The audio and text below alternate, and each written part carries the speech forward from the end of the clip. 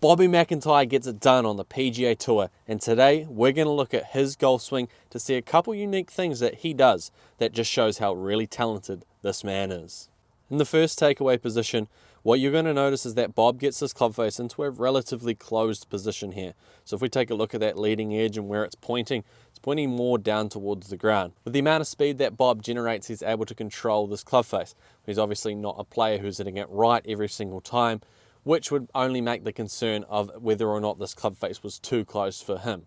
As he takes the club up to the top of the backswing, what you're going to notice is that he gets a really full turn with his shoulders and his hips, and what that creates is this arm structure that is well behind his neck. A good reference to go off is the butt end of this club and where it is in relation to his feet.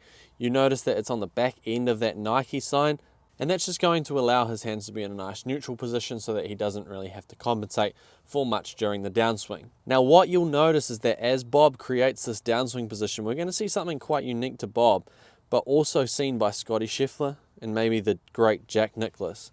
So what you notice is that the head is going to come off that line, and also his butt end is going to come slightly off that line as well. So Bob has a little bit of early extending to the pelvis, where his hips thrust towards the target, and therefore we're going to see that space in between that left line and his head there. Now the extension is not significant as to what you may believe. It looks like there's a little bit of it happening, but I do believe that it's exaggerated by the neck's tilting, by how Robert's neck is tilting as well. That's going to create the space that we see, and therefore even when we're looking at the space created from his backside, it really isn't that much of a concern. And in my eyes, early extension is highly overrated. Oftentimes it's people trying to manipulate the club shaft in a way. So for example, a lot of golfers will have this club shaft up here, and then you'll start to see that backside or that pelvis thrust more towards the target to try to get this club shaft to shallow down. And so it's not necessarily focusing on the early extension part that is the problem. It's the fact that the shaft is just way too steep. So in order to fix that early extension, then you're going to have to fix the club shaft. But for Bob, he's able to control the dynamic loft, so meaning the loft that he's presented at impact. As we can see in this position here, the side-on view would tell us more. However, I don't imagine that Bob is struggling with hitting it way too high and spinny. He is an elite level golfer and he's able to control his ball flight in that regard. Now that is where people get caught up with this early extension idea.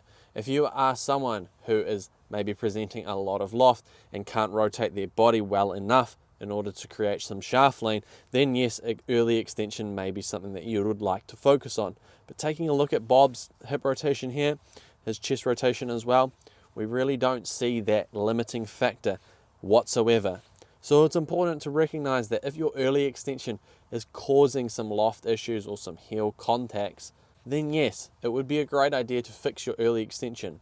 But just because you early extend does not mean that you will hit bad golf shots. There are so many different ways that you can manipulate this club through different elements of where your hands are working, where your wrists are working, in order to create the desired ball flight. And Bob does a really great job of that.